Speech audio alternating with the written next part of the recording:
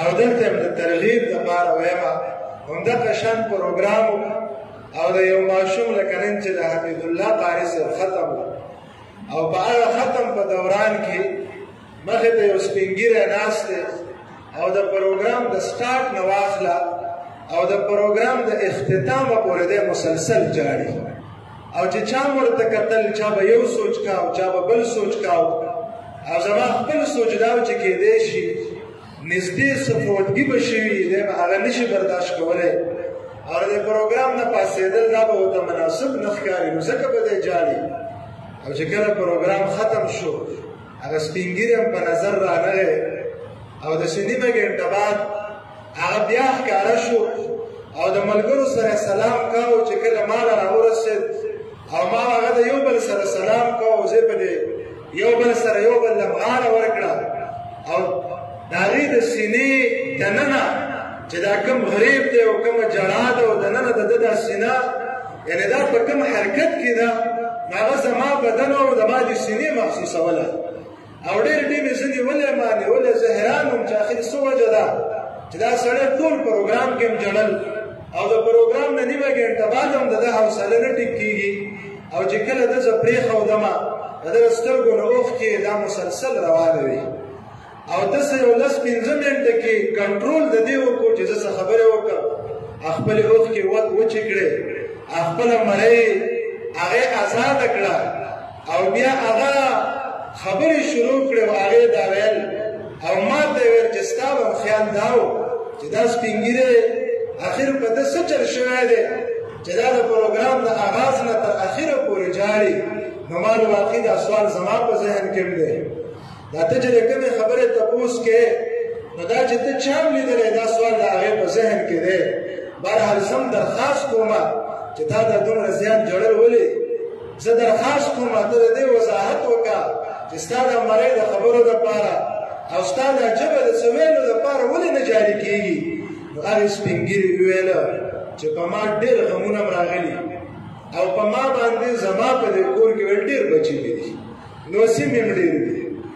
لوڼه مې هم شته وسۍ مې هم شته مختلف قسم پروګرامات په دې کور کې شوي دي د خپلو بچو له مې ودونه هم کړي خو داسې خوشحالي چې دا نن کومه خوشحالي ده دا ما په خپل ژوند کې نه ولیدلې او ویل جړل مې د خوشحالۍ نه او ویل ځکه چې دا ختم د چا وو ویل ته مې نه پېژنې خو دا زما زوی دی او زما د زوی ختم د هغې په بنیاد زما د خوشحالۍ د هغې اظهار هم زه په دغه شکل کې کولی شم د دې وجې نه دعا او درخواست کوم چې داسې خوشحالیانې دي الله په موږ ټولو باندې بار بار راولي محترمو دا حقیقت دی او دا ستاسو تجربه ده او زمونږ هم په دې تجربه ده ټیک ده زمونږ بچي دي بیخي ماشومان یو مختصر وي چې کله زوی وشي او کله بچی وشي نو پلار سره به هغه احساس وي دا پلار او دا مور دا د خپل بچی چې دې مور ورسره شپه ورځ دا شوګیر کړي دې مور د دې خپل بچي د شپې هم خیال ساتلی د ورځې هم خیال ساتلی او خپل ځان دا اور ته نیسي تنور ته ځان مخکې کوي نغري ته ځان مخکې کوي باران ته ځان مخکې کوي خو دا خپل بچی په سوري ساتل غواړي دی هر سخته تیری خو خپل بچی دا سخته ته نه حواله کوي دی په خپله باندې ناره دی په خپله تنده برداشت کوي خو د خپل بچي متعلق دی تنده نه برداشت کوي د خپل بچي متعلق دی لوږه نه برداشت کوي او که په دې کور کې دا بچی دی او په ده تکلیف دی د ده تبه ده او که د ده زکام دی نو د هغې نه زیات تکلیف دا په پلار وي او په دې بچي چې کومه سخته ده نو د دې نه زیاته سخته دا په کور کې په مور باندې او د هغې باوجود دا مور رالګي او دا پلار رالګي او په دې ښه پویه چې په دې کور کې زما بچي ته کوم سهولیات دي په دې کور کې زما بچي ته ماسته میلاویږي شوملې میلاویږي چکني ورسره میلاویږي او که د دې بچي مې کومه تمنا ده او کومه ارزو ده دا مور او پلار دا ولې هر څه اخلي او بیا هم دا مور رالګي دا پلار رالګي او دا خپل د زړه ټوکړه دا د بدن حصہ دا چاردیوارۍ ته حواله کوي دا مسافرۍ ته حواله کوي دا په دې بنیاد چې دا پلار او مور دا ورځ لیدل غواړي لکه نن چې کومه ورځ حمید الله ولیده او نن چې د هغې والدین ولیده د دې ورځې دپاره دا ټوله سخته تېرئ د دې ورځې دپاره دا ټول مشکل تېرئ او د دې وجې نه د دې والدینو مخې ته د اسلافو د هغه مشرانو تاریخ پروت دی او دوی هم په دې خبره دوی پوهېږي چې ما له کوم بچی به پیدا راکوي په دنیا کې کوم بچی به پیدا راکوي په آخرت کې سره د دې نه چې پلار ته ضرورت د دې بچي شته سره د دې نه چې د مور ته ضرورت د دې بچي شته او بیا د هغه میندو د هغې احساسات تاسو واورئ چې د خپل بچی دی مسافرۍ ته حواله کوي یو مور چې هغه همدغه ورځ ولیده او دا بچی به کور ته راته د مدرسې نه او بېرته به زړه نه کېده مور به پسې ډانګی راواغستو قار به ورته کاو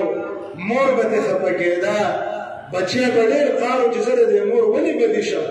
په دې کور کې په ما باندې دا سترګې ولې بدې لګي خو چې کله یې دا خپل بچی را ټیټ کړ او کله یې قرآن سر ته ورساو او کله یې ختم وشو او بیا په هغه ورځ باندې د مور ژړل نو دا خپل بچی راوغوښتو او ورته وایي بچیا ما د نن ورځې پورې په تا پسې ژړا کړې ده ستا یوه ورځ ستا یو منټ او یوه ګنټه ستا نه بغیر بچیه ما له تېرول ډېر زیات مشکل و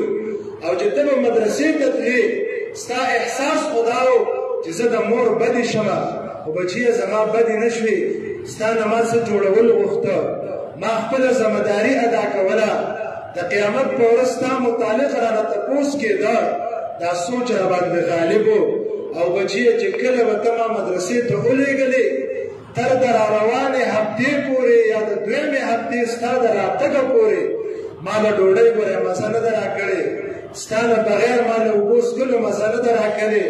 ستا نه بغیر که کومه خوشحالي راغلې ده هغه خوشحالي ته ما خوشحالي نه ده ویلې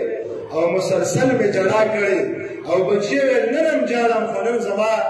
ژړا چې ده نو دا د خوشحالۍ ده او بیا ورته وایي بچیه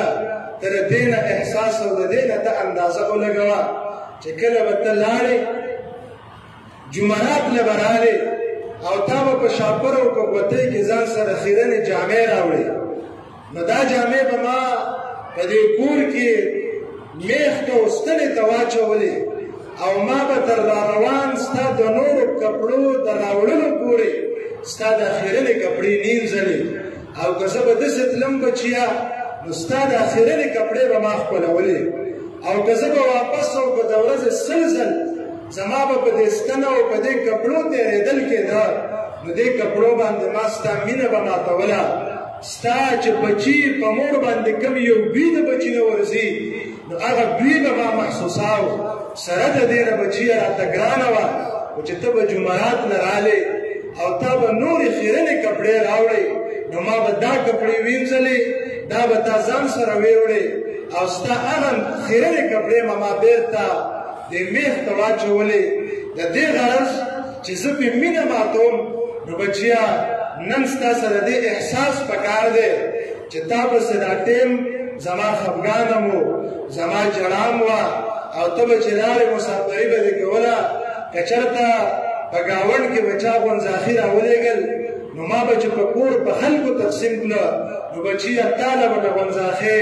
دا په خپل بکس او بریکیز کې محفوظه او بچیه که چا به فروټ راولېږل هغه د شفتالو دانه هغه چې ته به جمعرات نه رالې تاله به ما راغسته او چې ته به واپس تلې بچیه ما سره به یوه روپۍ هم نه وه ما به په ګاونډ کې د تندار نه تاله قرضولې ما به د مامي نه تاله قرضولې ما به د بلې یو زنانه نه تاله قرضولې او بچیه تاله په قرضو ما ډنډه غوړي راوړي دي ستا دپاره په قرضو باندې مې وړه اغوستي او کله کله غریبي و او تاله مې الوان تیاره کړې ده د دې وجې نه بچیه نن زه خوشحاله یم او نن زما هغه ژړا د خوشحالۍ بهرحال دا حقیقت دی چې د بچي مسافرۍ ته حواله کول ډېر ګران